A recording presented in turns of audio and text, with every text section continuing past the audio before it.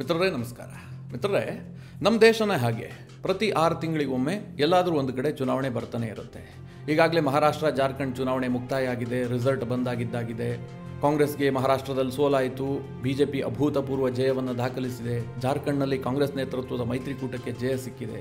ಕಾಂಗ್ರೆಸ್ ಒಂದು ಹಂತದಲ್ಲಿ ಕುಸಿದಂತೆ ಕಾಣ್ತಾ ಇದೆ. ಯಾಕಂದರೆ ಅವರು ಮಹಾರಾಷ್ಟ್ರದ ಗೆಲುವಿನ ನಿರೀಕ್ಷೆಯಲ್ಲಿದ್ದರೂ ಅವರಿಗೆ ಆಘಾತ ಆಗಿದೆ. ಆದರೆ ಕಾಂಗ್ರೆಸ್ ಆ ಸೋಲಿನಿಂದ ಹೊರಬರೋದಕ್ಕೆ ದೆಹಲಿ ಚುನಾವಣೆಯ ಮೇಲೆ ಕಣ್ಣಿಟ್ಟಿತ್ತು. ನಿಮಗೆಲ್ಲ ಗೊತ್ತಿರುವ ಹಾಗೆ ದೆಹಲಿಯಲ್ಲಿ ಮುಂದಿನ ವರ್ಷದ ಫೆಬ್ರವರಿಯಲ್ಲಿ ಚುನಾವಣೆ ನಡೆಯುತ್ತೆ. ಅಂದರೆ ಇನ್ನೊಂದು 2 ತಿಂಗಳು ಮಾತ್ರ ಮಧ್ಯದಲ್ಲಿ ಬಾಕಿ ಇರುವಂಥದ್ದು. 2025ರ ಫೆಬ್ರವರಿಯಲ್ಲಿ ದೆಹಲಿಯ ವಿಧಾನಸಭಾ ಚುನಾವಣೆ ನಡೆಯುತ್ತೆ. ಮಿತ್ರರೇ, ರಾಷ್ಟ್ರ ರಾಜಧಾನಿಯನ್ನು ಗೆದ್ದುಕೊಳ್ಳುವಂತಹದ್ದು ಒಂದು ದೊಡ್ಡ ಪ್ರತಿಷ್ಠೆಯ ಪ್ರಶ್ನೆ. ಮಿತ್ರರೇ, ಕಾಂಗ್ರೆಸ್ಗೆ 2008ರ ಬಳಿಕ ರಾಷ್ಟ್ರ ರಾಜಧಾನಿಯನ್ನು ಗೆದ್ದುಕೊಳ್ಳೋದಕ್ಕೆ ಸಾಧ್ಯ ಆಗಿಲ್ಲ. ಅವರು ನಿರಂತರವಾಗಿ ಸೋತೋಗ್ತಾ ಇದ್ದಾರೆ, ಅದು ಕೂಡ ಕೆಟ್ಟ ರೀತಿಯಲ್ಲಿ ಸೋತಿದ್ದಾರೆ. ಹೀನಾಯವಾಗಿ ಸೋಲು ಅಂತಾರಲ್ಲ, ಆ ರೀತಿಯ ಸೋಲು ಕಾಂಗ್ರೆಸ್ಗೆ ದೆಹಲಿಯಲ್ಲಿ ಆಗ್ತಾ ಇದೆ. ಈ ಬಾರಿ ಕಾಂಗ್ರೆಸ್ ಒಂದು ನಿರೀಕ್ಷೆಯಲ್ಲಿತ್ತು, ಏನಾದರೂ ಮಾಡಿ ನಾವು ದೆಹಲಿಯ ಗದ್ದುಗೆಯನ್ನು ಹಿಡಿಬಹುದು ಅಂತ. ನಿಮಗೆ ಆಶ್ಚರ್ಯ ಆಗ್ತಿರಬಹುದು, ಆದರೂ ಇದು ಸತ್ಯ. ಕಾಂಗ್ರೆಸ್ ಏನು ಏಕಾಂಗಿಯಾಗಿ ದೆಹಲಿಯ ಗದ್ದುಗೆಯನ್ನು ಹಿಡಿಯುವಂತಹ ಸ್ಥಿತಿಯಲ್ಲಿಲ್ಲ. ದೆಹಲಿಯಲ್ಲಿ ಒಟ್ಟು 70 ವಿಧಾನಸಭಾ ಕ್ಷೇತ್ರಗಳಿದೆ. ಕಾಂಗ್ರೆಸ್ ಅದರಲ್ಲೊಂದು 10-12 ಗೆಲ್ಲುವಂತಹ ಸ್ಥಿತಿಯಲ್ಲೂ ಕೂಡ ಇಲ್ಲ. ಆದರೆ ಕಾಂಗ್ರೆಸ್ನ ಕನಸು ಏನಾಗಿತ್ತು ಗೊತ್ತಾ? ಆಮ್ ಆದ್ಮಿ ಪಕ್ಷದ ಜೊತೆಗೆ ಹೋದ್ರೆ, ಅಂದ್ರೆ ಕೇಜ್ರಿವಾಲ್ ಹೆಗಲ ಮೇಲೆ ಕೂತ್ಕೊಂಡು ಹೋದ್ರೆ ಅವರು ನಮ್ಮನ್ನ ದಡಕ್ ಸೇರಿಸ್ತಾರೆ ಅಂತ ಕಾಂಗ್ರೆಸ್ ಅಂದುಕೊಂಡಿತ್ತು. ರಾಹುಲ್ ಗಾಂಧಿ ಅದೇ ನಿರೀಕ್ಷೆಯಲ್ಲಿದ್ರು. ಕಾಂಗ್ರೆಸ್ನ ನಾಯಕರು ಆಮ್ ಆದ್ಮಿಯ ಜೊತೆಗೆ ಮೈತ್ರಿ ಮಾಡಿಕೊಳ್ಳೋದಕ್ಕೆ ಸಾಕಷ್ಟು ಸರ್ಕಸ್ ನಡೆಸ್ತಾ ಇದ್ರು. ಆದರೆ ಕೇಜ್ರಿವಾಲ್ ಎಲ್ಲವುದನ್ನ ತಳ್ಳಿ ಹಾಕಿದ್ದಾರೆ. ನಾನು ಯಾವ ಕಾರಣಕ್ಕೂ ಕೂಡ ಕಾಂಗ್ರೆಸ್ ಜೊತೆಗೆ ಕೈ ಜೋಡಿಸೋದಿಲ್ಲ, ನಮ್ಮ ಬಾಗಿಲು ಕಾಂಗ್ರೆಸ್ ಪಾಲಿಗೆ ಬಂದಾಗಿದೆ ಅಂತೇಳಿ ಕೇಜ್ರಿವಾಲ್ ಘೋಷಣೆ ಮಾಡಿದ್ದಾರೆ. ಇನ್ನೊಂದು ಕಡೆ ಬಿಜೆಪಿ ಈ ಬಾರಿ ಶತಾಯಗತಾಯ ದೆಹಲಿಯನ್ನ ಗೆಲ್ಲಲೇಬೇಕು ಅಂತ ಪಣ ತೊಟ್ಟಿದೆ. ಮಿತ್ರರೇ, ದೆಹಲಿ ನಿಜವಾಗ್ಲೂ ಬಿಜೆಪಿಯ ಪಾಲಿಗೆ ಕಬ್ಬಿಣದ ಕಡಲೆ. ಅವರಿಗೆ ಲೋಕಸಭೆಯಲ್ಲಿ ಅಭೂತಪೂರ್ವ ಜಯ ಸಿಗುತ್ತೆ. ಲೋಕಸಭೆಯಲ್ಲಿ ಅವರು ಕ್ಲೀನ್ ಸ್ವೀಪ್ ಮಾಡ್ತಾರೆ. ಕಳೆದ 3 ಚುನಾವಣೆಯಲ್ಲಿ ಲೋಕಸಭೆಯನ್ನ ಕ್ಲೀನ್ ಸ್ವೀಪ್ ಮಾಡಿಬಿಟ್ಟಿದ್ದಾರೆ. ಆದರೆ ವಿಧಾನಸಭಾ ಚುನಾವಣೆಯಲ್ಲಿ ಬಿಜೆಪಿಗೆ ಬಹಳ ಒಂದು ಕೆಟ್ಟ ರೀತಿಯಲ್ಲಿ ಸೋಲು ಬರುತ್ತೆ. ಅವರೊಂದು 4-5 ಸೀಟ್ ಗೆಲ್ಲೋದಕ್ಕೆ ಸಾಧ್ಯ ಆಗೋದಿಲ್ಲ. ಅಂತಹ ಪರಿಸ್ಥಿತಿ ಬರ್ತಾ ಇದೆ. 31 ವರ್ಷದಿಂದ ದೆಹಲಿಯ ಗದ್ದುಗೆಯನ್ನ ಬಿಜೆಪಿ ಹಿಡಿಯೋದಕ್ಕೆ ಸಾಧ್ಯ ಆಗಿಲ್ಲ. ಹಾಗಾದ್ರೆ ಈ ಬಾರಿ ಏನಾಗಬಹುದು? ಕೇಜ್ರಿವಾಲ್ ಯಾಕೋಸ್ಕರವಾಗಿ ರಾಹುಲ್ ಗಾಂಧಿಯ ಜೊತೆಗೆ ಮೈತ್ರಿ ಮಾಡ್ಕೊಳ್ತಾ ಇಲ್ಲ? ಕಾಂಗ್ರೆಸ್ ಅನ್ನ ದೂರ ಇಟ್ಟಿದ್ಯಾಕೆ? ಕೇಜ್ರಿವಾಲ್ ಲೆಕ್ಕಾಚಾರ ಏನು? ದೆಹಲಿಯ ಚಿತ್ರಣ ಹೇಗಿದೆ? ಬಿಜೆಪಿ ಗೆಲ್ಲೋದಕ್ಕೆ ಮಾಡ್ತಿರುವ ತಂತ್ರಗಳೇನು? ರಾಷ್ಟ್ರ ರಾಜಧಾನಿಯಲ್ಲಿ ಸರ್ಕಾರ ರಚನೆ ಮಾಡುವಂತಹದ್ದು ಎಷ್ಟು ಮಹತ್ವಯುತವಾದಂತಹ ವಿಚಾರ. ಇದೆಲ್ಲದನ್ನ ಈ ವಿಡಿಯೋದಲ್ಲಿ ನಿಮಗೆ ಡೀಟೇಲ್ ಆಗಿ ತಿಳಿಸ್ಕೊಡ್ತೀನಿ. ನೀವು ಈ ವಿಡಿಯೋನ ಕೊನೆವರೆಗೂ ಮಿಸ್ ಮಾಡದೆ ನೋಡಿ. ಸತ್ಯ ಮಿತ್ರರೇ, 2013ರಲ್ಲಿ ನಡೆದ ಚುನಾವಣೆಯಿಂದಲೂ ಕೂಡ ದೆಹಲಿಯ ರಾಜಕಾರಣ ಕೇಜ್ರಿವಾಲ್ ಸುತ್ತಲೇ ಸುತ್ತುತ್ತಾ ಇದೆ. 2013ರಲ್ಲಿ ಚುನಾವಣೆ ಆಗುತ್ತೆ. ಆ ಚುನಾವಣೆಯಲ್ಲಿ ಕೇಜ್ರಿವಾಲ್ ಪ್ರಪ್ರಥಮ ಬಾರಿಗೆ ತಮ್ಮ ಆಮ್ ಆದ್ಮಿಯನ್ನ ಕಣಕ್ಕಿಳಿಸಿದ್ರು.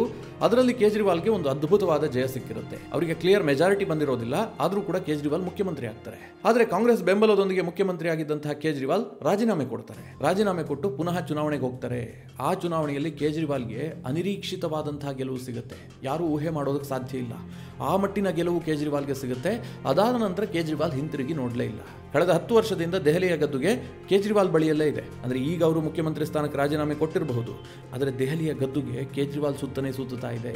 ಈ ಬಾರಿ ಸ್ವಲ್ಪ ಪರಿಸ್ಥಿತಿ ಬದಲಾಗಿದೆ. ದೆಹಲಿಯಲ್ಲಿ ಬೇರೆ ಬೇರೆ ರೀತಿಯ ಚರ್ಚೆಗಳು ಶುರುವಾಗಿದೆ. ಕೇಜ್ರಿವಾಲ್ ಯಾವ ಭ್ರಷ್ಟಾಚಾರದ ವಿರುದ್ಧ ಹೋರಾಟ ಮಾಡಿ ರಾಜಕಾರಣಕ್ಕೆ ಬಂದಿದ್ರೋ ಅದೇ ಭ್ರಷ್ಟಾಚಾರದ ಆರೋಪ ಕೇಜ್ರಿವಾಲ್ ಸುತ್ತಲೂ ಸುತ್ತುತ್ತಾ ಇದೆ. ಭ್ರಷ್ಟಾಚಾರದ ಆರೋಪಗಳು ಕೇಜ್ರಿವಾಲ್ ಹೆಗಲೇರಿದೆ. ಪಕ್ಷದ ಅನೇಕ ಮುಖಂಡರ ಮೇಲೆ ಭ್ರಷ್ಟಾಚಾರದ ಆರೋಪಗಳು ನಿರಂತರವಾಗಿ ಕೇಳಿ ಬರ್ತಾ ಇದೆ. 2013ರ ಚುನಾವಣೆಯಲ್ಲಿ ದೆಹಲಿಯಲ್ಲಿ ಯಾವ ಮಟ್ಟಿನ ಭ್ರಷ್ಟಾಚಾರದ ಆರೋಪಗಳು ಸದ್ದು ಮಾಡಿದ್ವೋ ಅದೇ ರೀತಿಯಾಗಿ 2025ರ ಚುನಾವಣೆಯಲ್ಲಿ ಕೇಜ್ರಿವಾಲ್ ಮೇಲೆ ಭ್ರಷ್ಟಾಚಾರದ ಆರೋಪ ಬರ್ತಾ ಇದೆ. ಹೀಗಾಗಿ ಬಿಜೆಪಿಗೊಂದು ಆಸೆ ಹುಟ್ಟಿದೆ.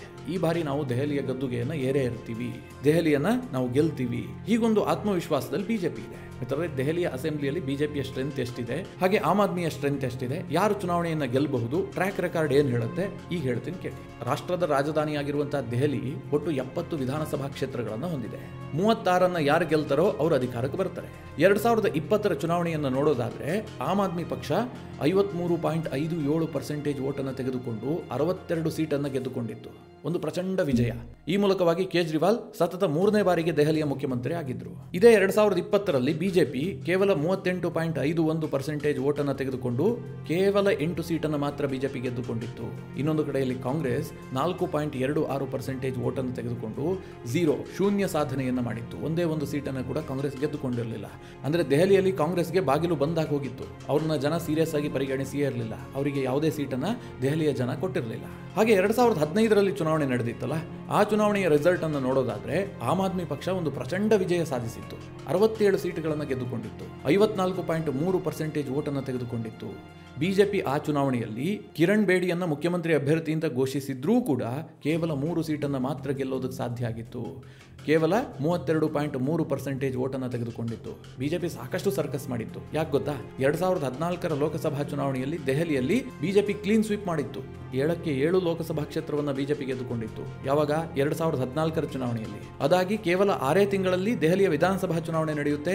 ಕಿರಣ್ ಬೇಡಿಯನ್ನ, ಭ್ರಷ್ಟಾಚಾರ ಹೋರಾಟದಲ್ಲಿ ಅರವಿಂದ್ ಕೇಜ್ರಿವಾಲ್ ರಷ್ಟೇ ಪ್ರಭಾವ ಹೊಂದಿದ್ದಂತಹ ಕಿರಣ್ ಬೇಡಿಯನ್ನ ದೆಹಲಿಯ ಮುಖ್ಯಮಂತ್ರಿ ಅಭ್ಯರ್ಥಿಯಾಗಿ ಬಿಜೆಪಿ ಘೋಷಣೆ ಮಾಡಿತ್ತು. ಅವರ ನೇತೃತ್ವದಲ್ಲಿ ಚುನಾವಣೆಯನ್ನು ಎದುರಿಸಿತ್ತು. ಆದರೂ ಬಿಜೆಪಿ ಮಕಾಡೆ ಮಲಗಿತ್ತು. ಕೇವಲ 3 ಸೀಟ್ ಗೆದ್ದುಕೊಂಡಿತ್ತು. ಇದಕ್ಕೂ ಮುಂಚೆ 2013 ನಡೆದಿತ್ತಲ್ಲ ಚುನಾವಣೆ, ಆ ಚುನಾವಣೆಯಲ್ಲಿ ಆಮ್ ಆದ್ಮಿ ಪಕ್ಷ ಪ್ರಪ್ರಥಮವಾಗಿ ಚುನಾವಣೆಯನ್ನು ಎದುರಿಸಿತ್ತು. 28 ಸೀಟ್ಗಳನ್ನು ಗೆದ್ದುಕೊಂಡಿತ್ತು. ಕೇಜ್ರಿವಾಲ್ ಅಣ್ಣಾ ಹಜಾರೆ ಅವರ ಭ್ರಷ್ಟಾಚಾರ ವಿರೋಧಿ ಆಂದೋಲನದಲ್ಲಿ ಭಾಗಿಯಾಗಿ, ಅಂದ್ರೆ ಲೋಕಪಾಲ್ಗೋಸ್ಕರವಾಗಿ ಅಣ್ಣಾ ಹಜಾರೆ ದೆಹಲಿಯಲ್ಲಿ ನಿರಂತರವಾಗಿ ಉಪವಾಸ ಸತ್ಯಾಗ್ರಹ ಮಾಡಿದ್ರಲ್ಲ, ಅದರಲ್ಲಿ ಕೇಜ್ರಿವಾಲ್ ಕೂಡ ಮುಂಚೂಣಿಯಲ್ಲಿದ್ರು. ಆ ಇಡೀ ಹೋರಾಟವನ್ನು ಹೈಜಾಕ್ ಮಾಡಿದಂತಹ ಕೇಜ್ರಿವಾಲ್ ಆಮ್ ಆದ್ಮಿ ಎನ್ನುವಂತಹ ಒಂದು ರಾಜಕೀಯ ಪಕ್ಷ ಕಟ್ತಾರೆ. 2013 ದೆಹಲಿ ಚುನಾವಣೆಯಲ್ಲಿ ಮೊದಲ ಬಾರಿಗೆ ಸ್ಪರ್ಧೆ ಮಾಡ್ತಾರೆ. ಅವರ ಆಮ್ ಆದ್ಮಿ ಪಕ್ಷ 28 ಸೀಟ್ಗಳನ್ನು ಗೆಲ್ಲುತ್ತೆ. ಮಿತ್ರರೇ, ಇದೇನು ಸಣ್ಣ ಸಾಧನೆಯಲ್ಲ. ಅವರ ಪಕ್ಷ ಸ್ಥಾಪನೆಯಾಗಿ ಕೆಲವೇ ತಿಂಗಳಲ್ಲಿ ಚುನಾವಣೆ ನಡೆದಿತ್ತು. ಅಂತಹ ಚುನಾವಣೆಯಲ್ಲಿ ಕೇಜ್ರಿವಾಲ್ 29.5% ವೋಟ್ ಶೇರ್ ಅನ್ನು ತೆಗೆದುಕೊಳ್ತಾರೆ. 28 ಸೀಟ್ಗಳನ್ನು ಗಳಿಸ್ತಾರೆ. ಅಷ್ಟು ಮಾತ್ರ ಅಲ್ಲ, ಕಾಂಗ್ರೆಸ್ ಆ ಚುನಾವಣೆಯಲ್ಲಿ 8 ಸೀಟನ್ನು ಗೆದ್ದಿರುತ್ತೆ. ಬಿಜೆಪಿ 32 ಸೀಟ್ಗಳನ್ನು ಗೆಲ್ಲುವ ಮೂಲಕ ಸಿಂಗಲ್ ಲಾರ್ಜೆಸ್ಟ್ ಪಾರ್ಟಿ ಆಗಿರುತ್ತೆ. ಆದರೆ ಹಂಗ್ ಅಸೆಂಬ್ಲಿ ನಿರ್ಮಾಣ ಆಗಿರುತ್ತೆ. ಯಾಕೆ ಕೇಳಿದ್ರೆ, ದೆಹಲಿಯಲ್ಲಿ ಅಧಿಕಾರ ರಚನೆ ಮಾಡಬೇಕಾದ್ರೆ 36 ಸೀಟ್ ಗೆಲ್ಲಬೇಕು. ಬಿಜೆಪಿಗೆ 4 ನಂಬರ್ ಶಾರ್ಟ್ ಆಗಿರುತ್ತೆ. ಆ ಸಂದರ್ಭದಲ್ಲಿ ಕಾಂಗ್ರೆಸ್ ಒಂದು ಗೇಮ್ ಮಾಡುತ್ತೆ. ಯಾವ ಕಾರಣಕ್ಕೂ ಕೂಡ ಬಿಜೆಪಿ ಅಧಿಕಾರಕ್ಕೆ ಬರಬಾರದು ಅಂತೇಳಿ ಆಮ್ ಆದ್ಮಿ ಪಕ್ಷಕ್ಕೆ ಅನ್ಕಂಡೀಷನಲ್ ಸಪೋರ್ಟ್ ಘೋಷಣೆ ಮಾಡುತ್ತೆ. ಮೊದಲಿಗೆ ಕೇಜ್ರಿವಾಲ್ ಒಪ್ಕೊಳ್ಳೋದಿಲ್ಲ. ನಾನು ಕಾಂಗ್ರೆಸ್ ವಿರುದ್ಧವೇ ಪ್ರತಿಭಟನೆ ಮಾಡಿ ದೆಹಲಿಯಲ್ಲಿ ಅಧಿಕಾರಕ್ಕೆ ಬಂದಿದ್ದೀನಿ, ನಿಮ್ಮ ಸಪೋರ್ಟ್ ತೆಗೆದುಕೊಂಡು ನಾನೇ ಹೆಂಗೆ ಅಧಿಕಾರವನ್ನು ನಡೆಸೋದು ಅಂತ ಕೇಜ್ರಿವಾಲ್ ಅದನ್ನು ಒಪ್ಕೊಂಡಿರೋದಿಲ್ಲ. ಆದರೆ ಕೇಜ್ರಿವಾಲ್ಗೆ ಅನ್ಸುತ್ತೆ, ಚಾನ್ಸ್ ಬಿಟ್ಟರೆ ಬಿಜೆಪಿ ಬಂದು ಕೂರುತ್ತೆ, ಮತ್ತು ನಾವು ಅಧಿಕಾರಕ್ಕೆ ಬರೋದಕ್ಕೆ ಸಾಧ್ಯ ಇಲ್ಲ ಅಂತ ಕೇಜ್ರಿವಾಲ್ ಮುಖ್ಯಮಂತ್ರಿ ಆಗ್ತಾರೆ.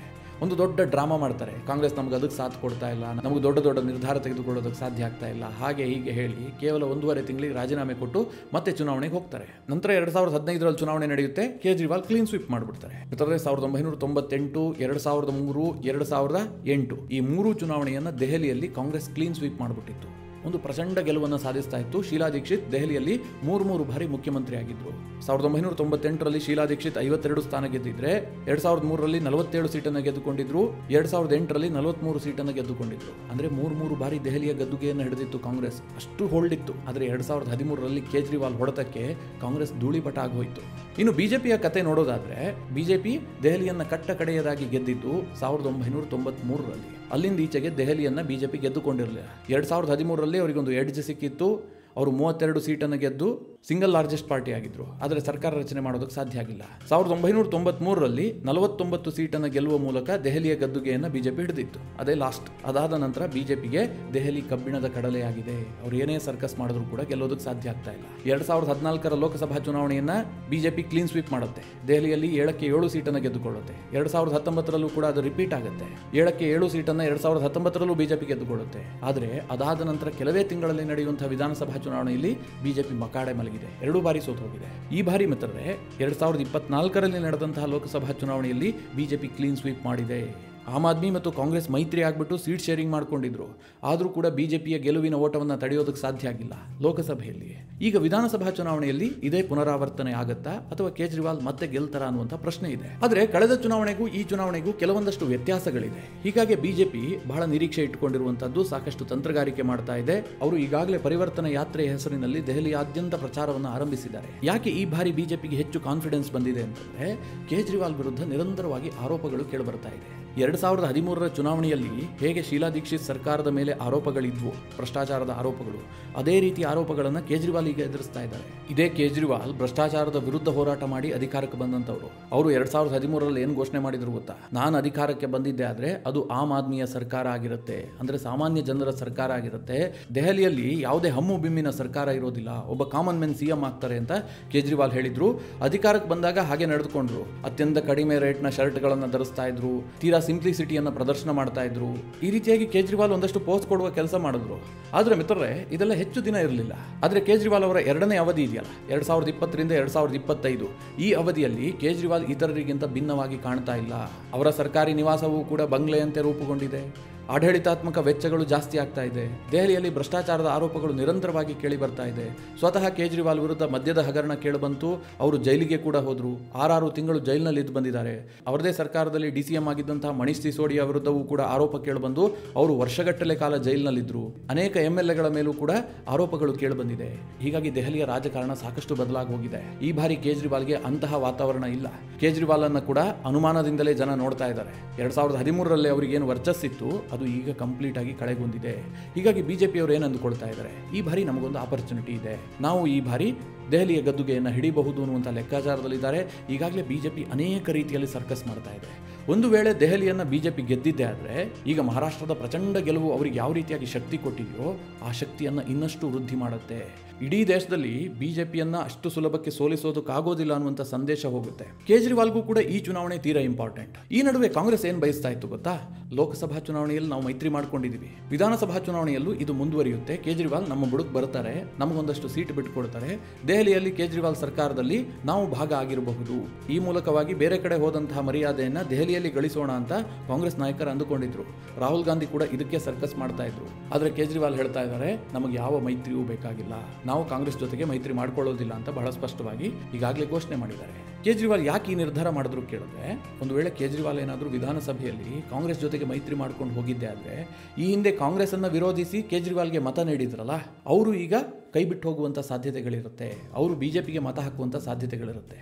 ಹೀಗಾಗಿ ಕೇಜ್ರಿವಾಲ್ಗೆ ಅನಿಸ್ತಾ ಇದೆ, ಕಾಂಗ್ರೆಸ್ ಜೊತೆಗೆ ಹೋಗಿದ್ದೆ ಆದರೆ ನಮಗೆ ನೆಗೆಟಿವ್ ಆಗುತ್ತೆ, ಲಾಭ ಏನಾಗೋದಿಲ್ಲ, ಕಳೆದ ಚುನಾವಣೆಯಲ್ಲಿ ಕಾಂಗ್ರೆಸ್ ತೆಗೆದುಕೊಂಡಿದ್ದು ಕೇವಲ 4% ಓಟು, ಅದರಿಂದ ನಮಗೇನು ವ್ಯತ್ಯಾಸ ಆಗೋದಿಲ್ಲ, ನಾವು ಕಾಂಗ್ರೆಸ್ನಿಂದ ದೂರ ಇದ್ದು ಏಕಾಂಗಿಯಾಗಿ ಸ್ಪರ್ಧೆ ಮಾಡೋದೇ ಉತ್ತಮ ಅಂತ ಕೇಜ್ರಿವಾಲ್ಗೆ ಅನಿಸಿದೆ. ಹೀಗಾಗಿ ದೆಹಲಿ ರಾಜಕಾರಣ ಬಹಳ ಕುತೂಹಲ ಘಟ್ಟವನ್ನು ತಲುಪಿದೆ. ಮುಂದೇನಾಗುತ್ತೆ? ದೆಹಲಿಯನ್ನು ಬಿಜೆಪಿ ಗೆದ್ದುಕೊಳ್ಳುತ್ತಾ? ಮತ್ತೊಮ್ಮೆ ಕೇಜ್ರಿವಾಲ್ರ ಆಮ್ ಆದ್ಮಿ ಗೆದ್ದು ಕೇಜ್ರಿವಾಲ್ ಏನು ಈಗ ಮುಖ್ಯಮಂತ್ರಿ ಗಾದಿಯನ್ನು ಬಿಟ್ಟಿದ್ದಾರಲ್ಲ, ಮತ್ತೆ ಮುಖ್ಯಮಂತ್ರಿಯಾಗಿ ಅಧಿಕಾರಕ್ಕೆ ಏರ್ತಾರ? ಈ ಪ್ರಶ್ನೆಗೆ ಇಷ್ಟು ಬೇಗ ಉತ್ತರ ಕೊಡುವಂತಹದ್ದು ಸ್ವಲ್ಪ ಕಷ್ಟ. ಇನ್ನೇನು ಕೆಲವೇ ದಿನಗಳಲ್ಲಿ ಉತ್ತರ ಸಿಗುತ್ತೆ. ಚುನಾವಣೆ ಬಿಸಿ ಏರ್ತಾ ಬರುತ್ತೆ, ಆಗ ಈ ಬಗ್ಗೆ ಒಂದು ಸ್ಪಷ್ಟವಾದಂತಹ ಚಿತ್ರಣ ಸಿಗುತ್ತೆ. ಮಿತ್ರರೇ, ಆ ಸಂದರ್ಭದಲ್ಲಿ ವಿಡಿಯೋ ಮಾಡಿ ನಿಮಗೆ ತಿಳಿಸುವಂತಹ ಪ್ರಯತ್ನ ಮಾಡ್ತೀನಿ. ನಿಮಗೇನು ಅನಿಸುತ್ತೆ? ದೆಹಲಿಯಲ್ಲಿ ಈ ಬಾರಿ ಯಾರಿಗೆ ಅಧಿಕಾರ ಸಿಗಬಹುದು? ನಿಮ್ಮ ಅನಿಸಿಕೆ ಅಭಿಪ್ರಾಯವನ್ನು ಕಮೆಂಟ್ ಮಾಡುವ ಮೂಲಕ ನಮಗೆ ತಿಳಿಸಿ. ಹಾಗೆ ನಿಮಗೆ ಈ ವಿಡಿಯೋ ಇಷ್ಟವಾದರೆ ಲೈಕ್ ಮಾಡಿ. ಜೊತೆಗೆ ನೀವಿನ್ನೂ ನಿಮ್ಮ ನೆಚ್ಚಿನ ಸಂಸ್ಕಾರ ಸೌರಭ ಯೂಟ್ಯೂಬ್ ಚಾನಲ್ನ ಸಬ್ಸ್ಕ್ರೈಬ್ ಮಾಡಿಲ್ಲ ಅಂತಾದರೆ ಈ ಕೂಡಲೇ ಸಬ್ಸ್ಕ್ರೈಬ್ ಮಾಡಿ. ಮುಂದಿನ ಎಲ್ಲ ಅಪ್ಡೇಟ್ಗಳ ನೋಟಿಫಿಕೇಷನ್ಗಾಗಿ ಬೆಲ್ ಐಕಾನ್ ಒತ್ತಿ.